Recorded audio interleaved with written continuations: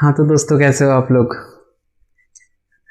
I hope कि सब कुछ मस्त है और तुम सब बढ़िया हो। और इससे पहले हम लोगों ने प्रश्नावली 1 मतलब सॉरी चैप्टर 2 को कम्प्लीटली देख लिया था। और उसके बाद प्रश्नावली नहीं, चैप्टर 3 को हमने इंट्रोड्यूस कर दिया था। इंट्रोड्यूस करने में हमने सारी चीज़ें एक बार तुम लोगों को बता दिया था कि आखिरकार चतुर्भुज क्या होता है, त्रिभुज क्या होता है, और ऐसे भुजाएं आगे आगे बढ़ती जाती है तो कैसे कैसे बहुभुज बन जाते हैं। फिर उसके बाद हमने किसी भी चतुर्भुज में कोण का कॉन्सेप्ट बताया था। फिर उसके बाद हम लोगों ने क्या पढ़ा था कि जो चतुर्भुज होते हैं वो दो टाइप के होते हैं। कितने टाइप के होते हैं? दो। एक होता है उत्तल और एक अपतल। उत्तल अवतल, उत्तल अवतल। उत्तल मतलब पेट मोटा, उत्तल मतलब पेट मोटा, अवतल मतलब पेट पतला, बीच में पतला और दो साइड में मोटा, मतलब पेट पतला होगा और ऊपर नीचे मोटा होगा।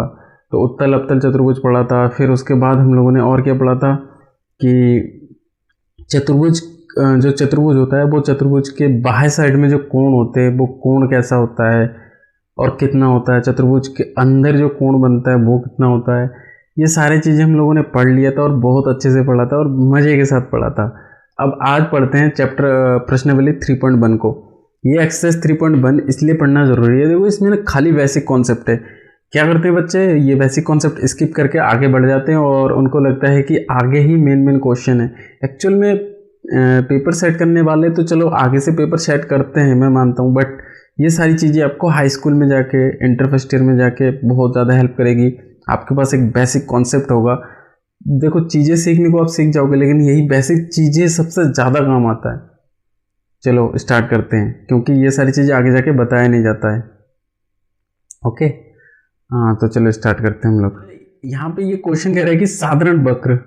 अब एक्चुअली हम लोगों को ये पता है साधारण वक्र, देखो इसका कोई डेफिनेशन है नहीं। तुम्हारी नजर में इनमें से साधारण कौन कौन से? सिंपल, साधारण मतलब सिंपल, आसान। साधारण मतलब सिंपल। तो इनमें से सिंपल कौन कौन से हैं जो तुम ड्रॉ कर लो? तो देखो मैं इसको ड्रॉ कर लूंगा, इसको ड्रॉ कर लूंगा, ये भी आसान लगता है मेरे को। फिर इसमें भी दो डंडी बना के ऊपर से और नीचे से घेर दूंगा, ये भी। तो ये तुम अपने अनुसार कह सकते हो कि साधारण कौन कौन से है। ठीक है, इसका आंसर किताब में दे रखा होगा कुछ भी, बट वो करेक्ट होगा जरूरी नहीं है हर किसी के लिए। ठीक है, और तुम्हारे लिए कुछ और भी करेक्ट हो सकता है। साधारण बंद वक्र, और जितने भी तुम्हें साधारण दिख रहे हैं इनमें से कोई खुला हुआ नहीं है। जितने भी ये साधारण है ये इनमें से कोई खुला हुआ तो है नहीं, तो तुम बंद भी कह दो, वही वाले बंद ही है। ठीक है, खुला हुआ नहीं होना चाहिए बस। अब बहुभुज, बहुभुज का मतलब बहु मतलब बहुत, भुज मतलब भुजा, भुजा। बहुभुज का मतलब बहुत सारी भुजाएं, ये बताया था ना मैंने। तो बहुभुज कौन कौन से हैं? देखो बहुभुज में पहला नंबर बहुभुज है, फिर दूसरा नंबर भी बहुभुज है। ठीक है, क्या ये बहुभुज है? मैं इसे बहुभुज नहीं मानता। ये बहुभुज नहीं है, ये बहुभुज नहीं है, ये बहुभुज नहीं है, ये भी नहीं है। अब देखो उत्तल बहुभुज। उत्तल बहुभुज क्या होता है? उत्तल का मतलब क्या होता है? पेट मोटा। मैंने बताया था ना, पेट मोटा हो, पेट मोटा। पेट मोटा से मतलब जैसे ये और ये, जैसे ये बीच में मोटा है ना, बीच में मोटा, तो ये उत्तल हो गया। क्या हो गया? ये उत्तल हो गया। ठीक, और वहीं पे अगर बीच में पेट पतला होता तो ये देखो यहाँ बीच में पतला है। कहाँ पे पतला है? बीच में। यहाँ देखो बीच में पतला है, इसे कहते हैं अपतल। तो इसका पेट पतला होता है, इसका पेट मोटा होता है। पेट मोटा मतलब उत्तल, पेट मोटा मतलब उत्तल, पेट मोटा मतलब उत्तल। जिनका ऐसे उभार है जैसे इसमें है, बीच में से क्या है? बीच में से क्या है? मोटा है, तो ये क्या हो गया? उत्तल हो गया। क्या हो गया? ये उत्तल हो गया। पेट मोटा होने पे उत्तल। आया बात समझ में? चलो अब पेट मोटा देखो कौन कौन सा है। सबसे पहला देखो यही वाला क्वेश्चन, जिसमें देखो ये पेट मोटा है, ये उभर आ रहा है ना, यहाँ से मोटा है, तो ये हो गया उत्तल। तो दूसरा उत्तल है। और है कोई? नहीं है। अबतल में यही है खाली अकेला। कौन सा? पहला नंबर। पेट क्या है? देखो पतला है, यहाँ बीच में कैसा है? पतला है। इसको अगर ध्यान से देखो ऐसा ही तो बना है, ऐसा बना है ना, तो ये देखो ना, ये पतला ही तो हो गया, ये वाला, ये पतला हो गया ना, हो गया, तो ये क्या हो गया? अबतल हो गया। ठीक है, चलो कॉन्सेप्ट क्लियर। अब आगे बढ़ते हैं। आगे क्या कह रहा है? आगे कह रहा है कि प्रत्येक में कितने विकर्ण हैं, निम्नलिखित में से प्रत्येक में कितने विकर्ण हैं। एक उत्तल चतुर्भुज, चतुर्भुज मतलब जिस चतुर मतलब चार और भुजा मतलब भुज, तो चार जिसकी भुजाएं हों, तो चार भुजाएं वाला चतुर्भुज और उत्तल होना चाहिए। तो देखो यहाँ एक मैं ड्रॉ कर रहा हूँ, यहीं पे ड्रॉ कर लेते हैं। जैसे मैं थोड़ा बड़ा कर लेता हूँ इसको। हाँ देखो कैसे हो सकता है। जैसे मैंने कहा कि उत्तल बनाना है मेरे को, कैसे बनाना है उत्तल, तो उत्तल में पेट मोटा हो गया। अब अगर इसको चतुर्भुज बनाना है, क्या बनाना है, चतुर्भुज बनाना है, तो मैंने क्या किया, ये और ये ड्रॉ कर दिया, तो ये क्या बन गया, उत्तल चतुर्भुज। फिर मैंने कहा कि उत्तल चतुर्भुज बनाना है, तो मैंने ये बनाया, ये भी उत्तल चतुर्भुज हो गया। फिर मैंने क्या किया कि थोड़ा सा ये और इसको ड्रॉ कर दिया, तो ये भी उत्तल चतुर्भुज है। ये सारे चतुर्भुज कैसे हैं, उत्तल चतुर्भुज है। अब उत्तल चतुर्भुज में देखो इसमें विकर्ण कितने पॉसिबल है, इन चतुर्भुजों में विकर्ण कितने पॉसिबल है। देखो इसमें विकर्ण कितने पॉसिबल है। अगर मैं यहाँ से dash dash dash dash dash dash dash dash करके इनको मिला दूँ, एक विकर्ण ये हो जाएगा और ये विकर्ण हो जाएगा। और कोई विकर्ण पॉसिबल है। विकर्ण का मतलब क्या होता है, एक शीर्ष को दूसरे शीर्ष से मिलाना, लेकिन नजदीक के शीर्ष आसन्न शीर्षों को छोड़कर, आसन्न मतलब अगल बगल उनको छोड़ दो, बाकियों को मिला दो, तो क्या बन जाएगा, विकर्ण बन जाएगा। आसपास के शीर्ष को छोड़ दो, अगल बगल को मिला दो, बस खत्म। जैसे इसमें देखो ये इसका शीर्ष है, ठीक है, ये भी शीर्ष है, हाँ ये भी शीर्ष है, बट आसन्न शीर्षों को छोड़कर बाकी को मिला दो, आसपास को छोड़ दो, बाकी को मिला दो। देखो आसपास को छोड़ दिया, बाकी को मिला दो, आसपास को छोड़ दो, बाकी को मिला दो, आसन्न विकर्ण हो जाए। आसन्न विकर्ण आसपास के हो गए, उसको छोड़ के बाकी को मिलाओगे तो क्या बनेगा, हमारा विकर्ण बनेगा। तो आसपास को छोड़ दिया, बाकी को मिला दिया, तो देखो बाकी इसको मिला सकते खाली, मतलब अगर ये ए हो, ये बी हो, ये सी हो और ये डी हो, तो इसको इससे मिला सकते हो, ठीक है। वैसे ही इसमें देखो अगर ये ए, ये बी, ये सी और ये डी, तो इसको इससे मिला सकते हैं, तो ये क्या बन गया, विकर्ण बन गया, ये विकर्ण बन गया।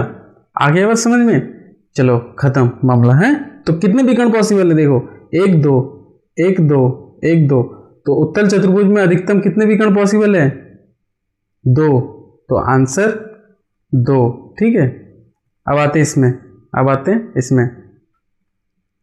अब देखो एक सम षटभुज, सम का मतलब क्या होता है, समान, सम का मतलब समान, और षट मतलब 6, और भुज मतलब भुजाएं, ठीक। तो सम षटभुज का मतलब इसमें कितने विकर्ण होंगे, देखो इसमें कितने विकर्ण पॉसिबल है। एक बना लेते हैं हम सम षटभुज, ये मैंने बनाया, एक और कितनी भुजा हो गए, 1 2 3 4 5 6 हो गई 6 भुजा। देखो एक भुजा ये हो गई, एक भुजा ये हो गई, एक भुजा ये हो गई, एक भुजा ये एक भुजा और ये एक भुजा, कितनी भुजा हो गई, 6 भुजाएं। अब इन 6 भुजाओं में एक सम षटभुज है, इसमें कितने विकर्ण हो सकते हैं, इसमें गिनो कितने हो सकते हैं। देखो अगर मैं नामकरण पहले कर देते हैं, ठीक है, इसको ए, इसको बी, इसको सी, इसको डी और इसको ई और इसको एफ कहते हैं, ठीक है।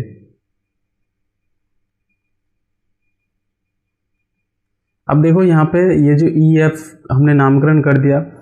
अब देखो अगर मैं ए को देखूं, ए को देखने पे ए का आसन्न ये 2 है, बी और एफ क्या है, इसके आसन्न है, आसन्न मतलब आसपास है, तो इन दोनों को छोड़ के बाकियों को मिला दो, तो इसका मतलब मैं इसको मिला सकता हूँ, फिर ए से सी को मिला सकता हूँ, फिर ए से ई को मिला सकता हूँ, मिला सकता हूँ? हाँ, तो मैंने मिला दिया। फिर बाकी देखो एफ के लिए ए और ई क्या है, आसन्न है, तो एफ से क्या क्या मिला सकता हूँ? बी मिला सकता हूँ, मिला सकता हूँ।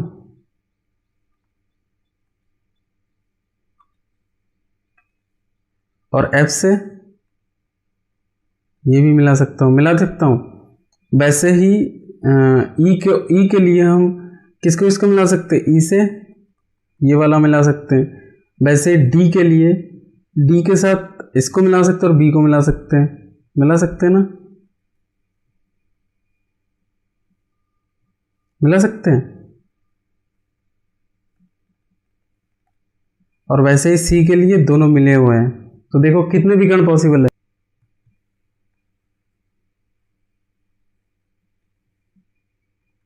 गिन के कैसे बता सकते हैं हम विकर्ण कितने हैं करके? ये एक षटभुज है, पहला विकर्ण 1, दूसरा विकर्ण 2, तीसरा विकर्ण 1 2 3, 1 2 और 1 3 विकर्ण होते हैं। अधिकतम कितने विकर्ण होते हैं? 3 विकर्ण होते हैं, ठीक है। तो एक षटभुज में कितने विकर्ण होते हैं? 3 विकर्ण होते हैं। एक षटभुज में कितने विकर्ण होते हैं? यहाँ पे मिक्स हो रहा था इसलिए हमें पता नहीं चल रहा था। एक त्रिभुज में कितने विकर्ण होते हैं? एक त्रिभुज बना लो, ये एक त्रिभुज बनाया हम लोगों ने, बनाया। अब इस त्रिभुज में विकर्णों की संख्या बताओ। देखो त्रिभुज में विकर्ण पॉसिबल है, इससे इसको मिला नहीं सकते, इससे इसको मिला नहीं सकते, इसमें बन ही नहीं सकता। षटभुज में कितने विकर्ण होते हैं? 3।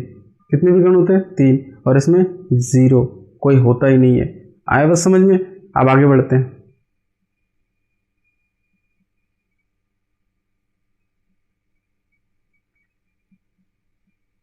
चलो अब देखो उत्तल चतुर्भुज के कोणों के माप। कह रहे हैं एक उत्तल चतुर्भुज के कोणों के माप का योगफल क्या है यदि चतुर्भुज उत्तल ना हो तो यहां गुण लागू होगा। एक उत्तल चतुर्भुज में, उत्तल चतुर्भुज 4 भुजा हो और उत्तल हो, कोणों के मापों का योगफल बताइए। जो देखो अभी हमने चतुर्भुज बनाया था, हम लोगों ने क्या क्या बनाया था? हम लोगों ने एक चतुर्भुज बनाया था ना अभी, कि ये कौन सा चतुर्भुज है? उत्तल है। फिर हमने कहा था ये कौन सा चतुर्भुज है? उत्तल है। फिर हमने कहा था ये भी उत्तल चतुर्भुज है। फिर हमने कहा था कि ये सारे चतुर्भुज उत्तल चतुर्भुज है, ठीक है। जितने भी चतुर्भुज है कैसे हैं? उत्तल चतुर्भुज है। अगर ये सब उत्तल चतुर्भुज है, ठीक है, 4 भुजाएं हैं तो चतुर्भुज है। उत्तल इसलिए क्योंकि इसमें कोई बीच में पेट पतला नहीं है, बीच में गड्ढा टाइप का नहीं है। हाँ है समझ में? अवतल कैसा होता है? ऐसा होता है, जैसे ये वाला। अगर ये ऐसा हो तो ये अवतल हो गया, बीच में गड्ढा हो गया, ये वाला गड्ढा हो गया, तो ये अवतल हो जाता है। आया बस समझ में? तो ये अवतल नहीं है, ठीक है। तो इसका मतलब ये सारे उत्तल हैं। अब जो उत्तल चतुर्भुज होते हैं इनके चारों कोणों का माप का योगफल हमने कल ही पढ़ा था। क्या पढ़ा था? कि जो भी उत्तल चतुर्भुज होते हैं उनके कोणों का माप का योगफल जो होता है 360 होता है। कितना होता है? 360 डिग्री होता है। तो इसमें भी 360 डिग्री होगा, इसमें भी 360 डिग्री होगा। क्यों होगा? कल ही बता दिया था, जिन्होंने नहीं देखा है वो लेक्चर अटेंड कर लो, ठीक है। अब कह रहा है कि यदि चतुर्भुज उत्तल ना हो तो अवतल होगा। तो ये वाला होगा, ये क्या हो गया? ये अवतल है। ये क्या है? ये अवतल चतुर्भुज है। तो अगर उत्तल नहीं होगा तो डेफिनेटली वो अवतल होगा, डेफिनेटली ये अवतल ही होगा। तो अगर ये अवतल होता है, क्या होता है? अवतल होता है। तो उस केस में भी जैसे मैंने ये तो 1 2 3 4 5 भुजाएं, तो मैं एक अवतल चतुर्भुज बना लेता हूं। जैसे मैंने, हाँ ये वाला बना है, इसको मिटा देते हैं।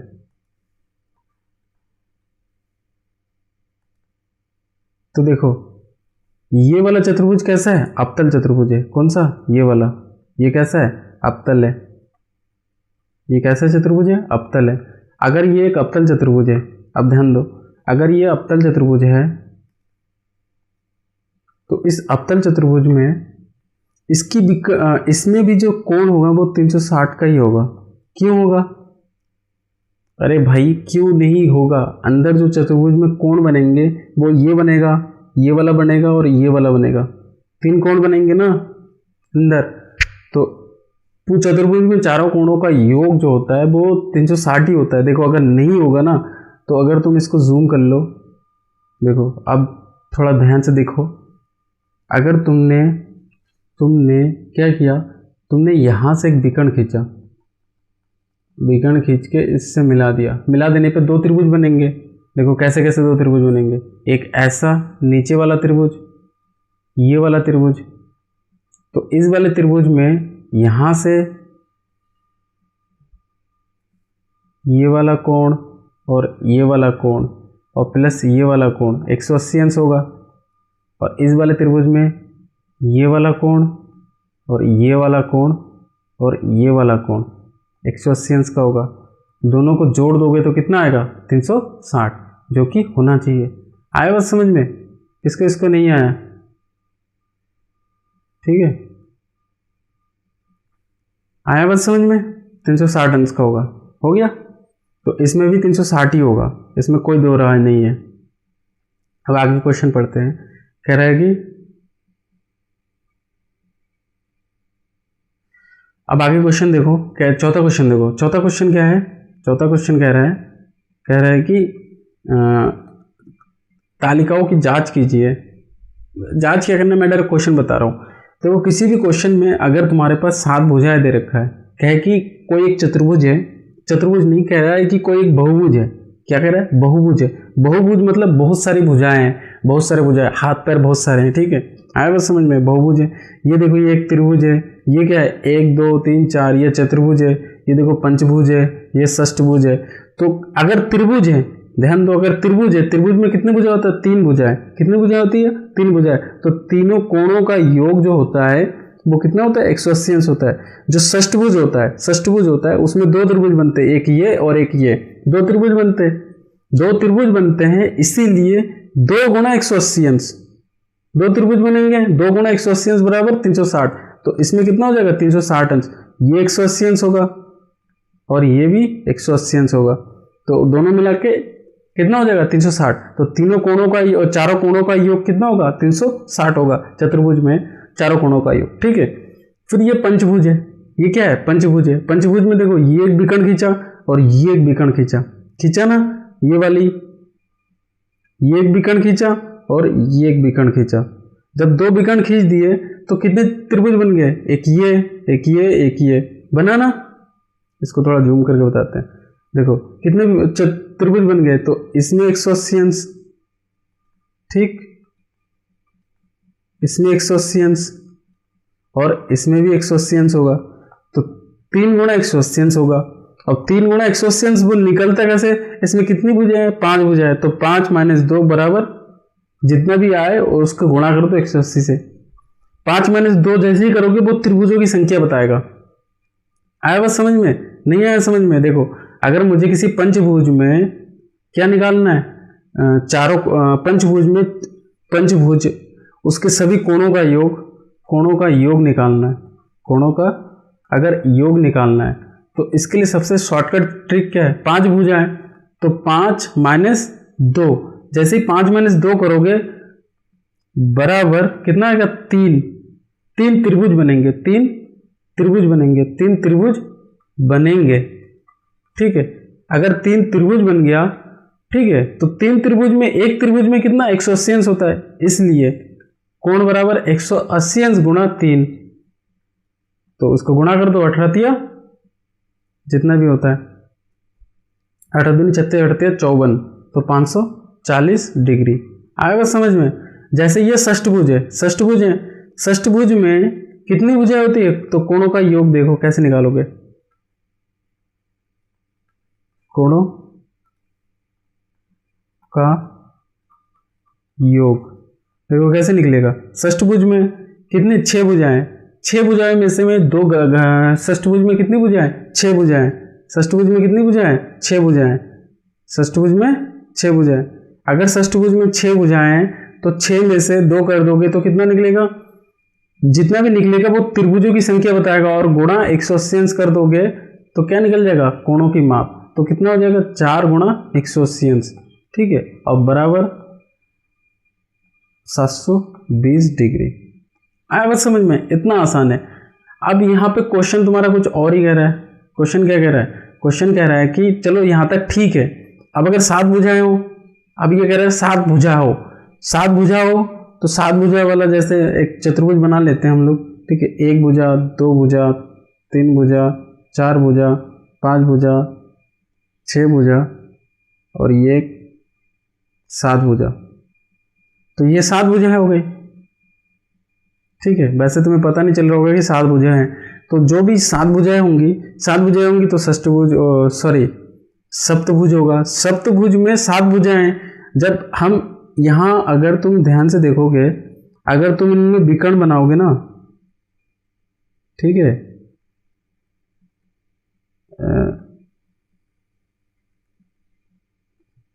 तो देखो अगर तुम ऐसा कुछ करोगे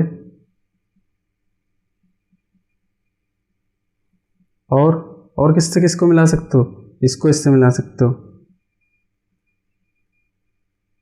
तो देखो कितने त्रिभुज बनेंगे, 1 2 3 4 और ये 5, ठीक है।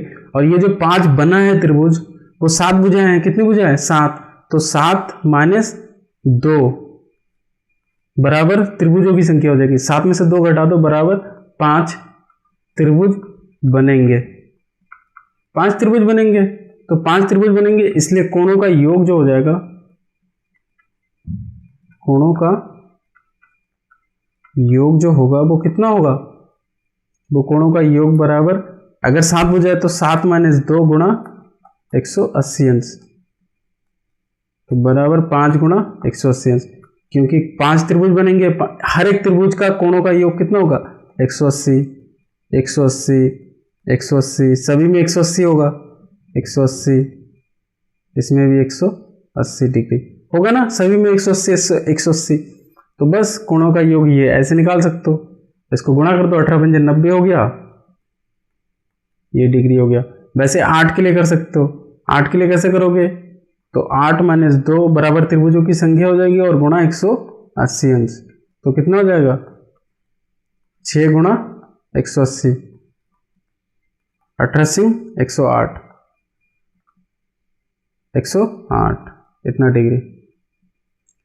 फिर जैसे ही 10 हो तो इसके लिए भी कर सकते हो तुम, क्या हो जाएगा, 10 माइनस 2 गुणा 180, तो बराबर क्या हो जाएगा, 8 गुणा 180 हो जाएगा, और 18 पंजे 90, और सॉरी 18 से 108 करके निकाल लेना, 18 पंजे सॉरी इसको निकाल लेना, ठीक है। फिर जैसे इसके लिए निकालना है तो इसके लिए कैसे निकालोगे, n-2 गुणा 180, तो यही हो गया इसके लिए। चलो आगे चलते हैं।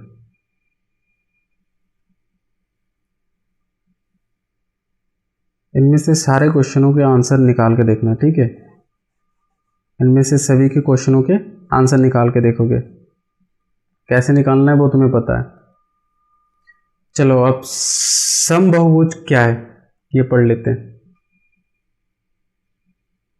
अब क्या पढ़ना है, समबाहुभुज, क्या पढ़ना है, समबाहुभुज। समबाहुभुज क्या है, सम मतलब समान और बहु मतलब बहुत भुजाएं, समान बहुत सारे भुजाएं, सम मतलब समान, सम मतलब समान, और बहुभुज मतलब बहुत सारी भुजाएं, बहुत भुजाएं, समान बहुभुज, समान भुजाओं वाले बहुभुज। तो समबाहुभुज में एक त्रिभुज है, एक समबाहुभुज का नाम बताइए जिसमें 3 भुजाएं हो, तो 3 भुजाओं में त्रिभुज, समबाहु त्रिभुज, क्या नाम हो जाएगा, समबाहु त्रिभुज। समबाहु त्रिभुज में देखो, ये समबाहु त्रिभुज में तीनों भुजाएं समान होती है, क्या होता है, तीनों भुजाएं समान होती है, ठीक है। और चार भुजाएं हो, चार भुजाओं के लिए एक वर्ग कह सकते हो। वर्ग, वर्ग कैसे होता है देखो, ये भुजा, ये भुजा, ये भुजा और ये भुजा तीनों समान होती है, चारों भुजाएं समान होती है। और छह भुजा वाला षष्ठभुज, तो षष्ठभुज में तुम सम, नाम मुझे पता नहीं, षष्ठभुज क्या कहते हैं, समबाहु षष्ठभुज कह सकते हो। ये हो गया, ये हो गया, जैसे बेंजीन की संरचना होती है। सभी भुजाएं अगर समान समान हो, ये भुजा, ये भुजा, ये भुजा, ये भुजा, ये भुजा, तो ये क्या हो जाएगा, समबाहु षष्ठभुज। ठीक है, आगे समझ में। चलो आगे के क्वेश्चन देखते हैं। निम्नलिखित आकृतियों में एक्स कोण की माप ज्ञात कीजिए। इनमें देखो क्या कह रहा है, कह रहा है कि ये जो कोण है एक्स वाला, ये वाला कोण, इसको ज्ञात करना है। कैसे ज्ञात करोगे, ये 50, ये इतना, ये इतना, ये इतना, हमें पता है ये 1 2 3 4 कितनी भुजा है, 1 2 3 4 कितनी भुजा है, ये चतुर्भुज है। तो हम क्या कर सकते हैं, हम जानते हैं, चूंकि हम जानते हैं कि चतुर्भुज के कोणों का योग, कोणों का योग बराबर कितना होता है, 360 डिग्री होता है। कितना होता है ना, अगर ये 360 डिग्री है तो सभी कोणों को जोड़ दो, तो इसलिए तुम 50 डिग्री और प्लस 130 डिग्री और प्लस 120 और प्लस x बराबर 360।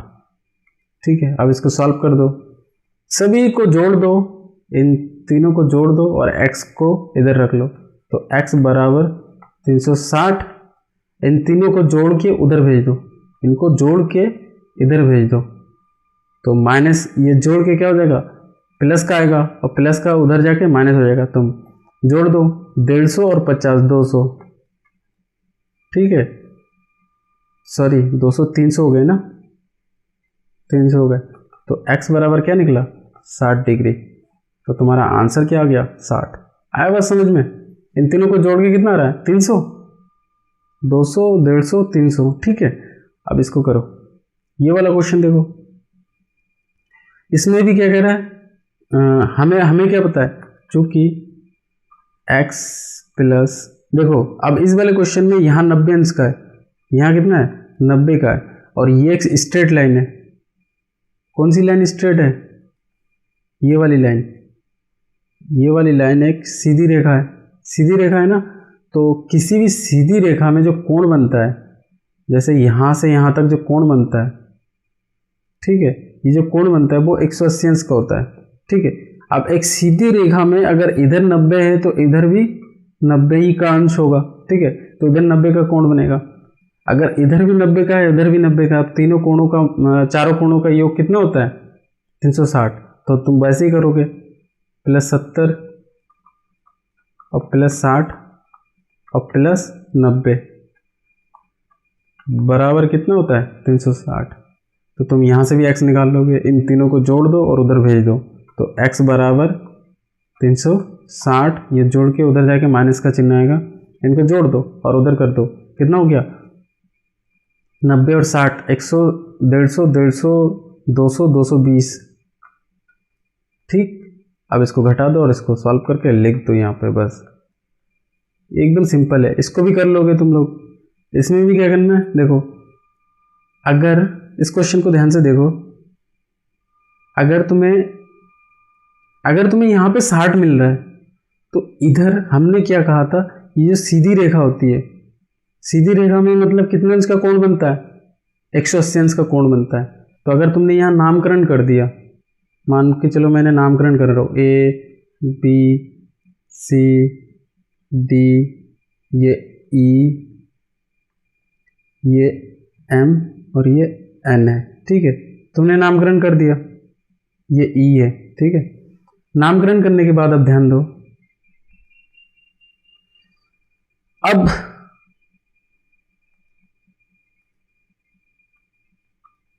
अब ध्यान दो, हमें पता है कि यहाँ से यहाँ तक ये जो सीधी रेखा है, ये वाली सीधी रेखा है, कौन सी वाली, ये वाली जो सीधी रेखा है, तो ये तो भाई 180 अंश का होगा पूरा का पूरा, यहाँ से यहाँ तक।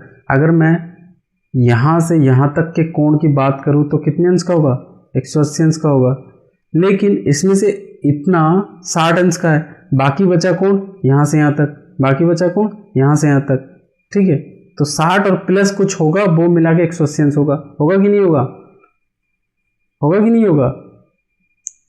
देखो नहीं आया समझ में। देखो यहाँ से पूरा जब यहाँ तक मिलाओगे तो 180 अंश होता है, ठीक। मतलब यहाँ पे अगर मैं कोई नाम दे दूँ, मान के चलो P दे दूँ, अरे यहाँ नाम ही नहीं दिया, ABC, यहाँ C है। तो अगर मैं कहूँ DCM, हमें क्या पता है, कोण DCM बराबर कितना होगा, 180 अंश होगा, ठीक है। DCM, अब इसमें से खाली ये वाला 60 अंश का है, इसलिए इधर वाला कोण कितने का हो जाएगा, इधर से इधर, इसका नामकरण मैंने किया नहीं है, तो उधर से उधर कितना हो जाएगा, 180 अंश माइनस 60 अंश बराबर कितना हो जाएगा, 120 अंश, 120। इसका मतलब ये जो मैंने लाल करके बनाया है ये कितने अंश का होगा, 120, 120 का होगा, 120 का होगा। आया बस समझ में। अब फिर इधर देखो, इधर क्या होगा, वही 180 माइनस इधर के लिए, यहाँ से यहाँ तक कोण जानने के लिए 180 माइनस इसके लिए कर रहा हूँ, ठीक है। 180 माइनस 70 बराबर कितना हो जाएगा, 100, इसमें से घट गया तो 110, 110 अंश। तो इधर कितना है, 110 अंश, 110 अंश, ठीक है। अब बाकी ये और ये तुम्हें निकालना है। तो देखो इसमें कितने भुजा है, 1 भुजा, 2 भुजा, 3 भुजा, 4 भुजा, 4 भुजा है ना। अब देखो इसको कैसे निकालेंगे। अब देखो हम जानते हैं, चूंकि इस पूरे चतुर्भुज में सभी कोणों को जोड़ दो, चूंकि चतुर्भुज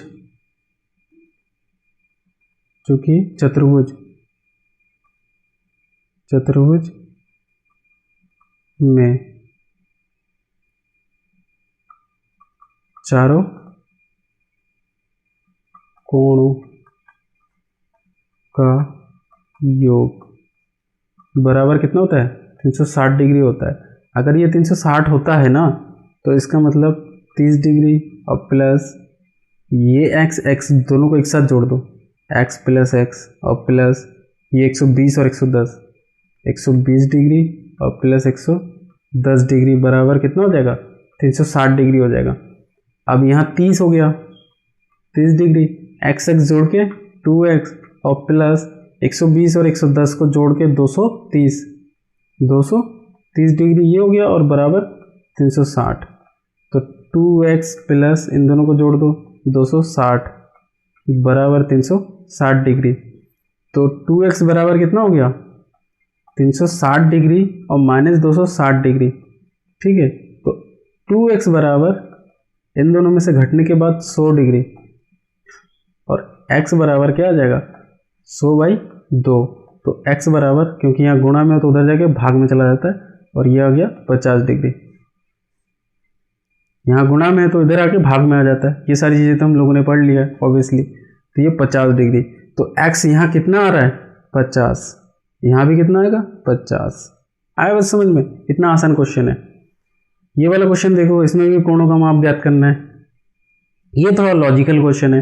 देखो इसमें कैसे लॉजिकल क्वेश्चन है, इसमें 1 2 3 4 5, इसमें भुजा कितनी है, 1 भुजा, 2 भुजा, 3 भुजा, 4 भुजा, 5 भुजा, 5 भुजे है ना, 1 2 3 4 5, कितनी भुजा है, गिन लो, 5 भुजा है।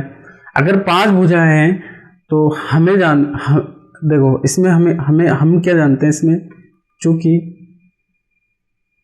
ये चूंकि 5 भुजाएं, चूंकि 5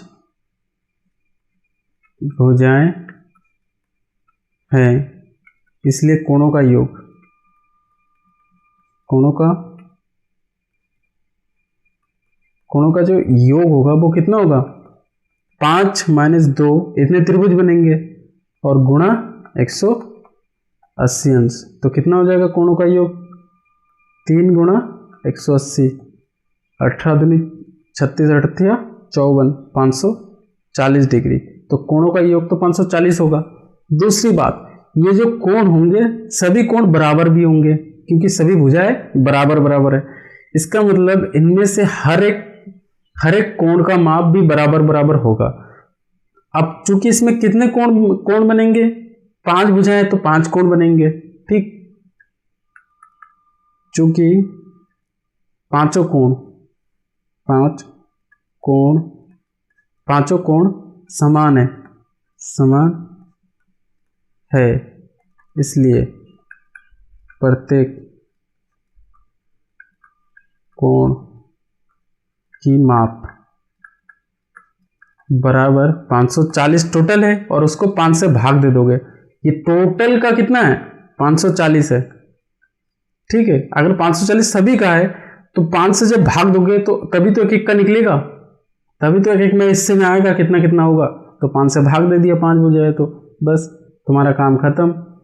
5 से भाग दिया तो 5 एकने 5 और 5 अट्ठे 0, 5 अट्ठे 40, तो 108 डिग्री। तो इनमें से सभी एक कोण का माप कितना होगा, 108 डिग्री होगा। आई होप कि तुम्हें ये क्वेश्चन समझ में आ गया होगा, और अगर किसी को भी इसमें कन्फ्यूजन लग रहा है तो वो मुझे बता देना। और हाँ, अगर तुम्हें इसका पीडीएफ में नोट्स चाहिए तो ये भी मुझे बता देना, मैं डिस्क्रिप्शन में लिंक दे दूंगा। चलो फिर मिलते हैं कल को।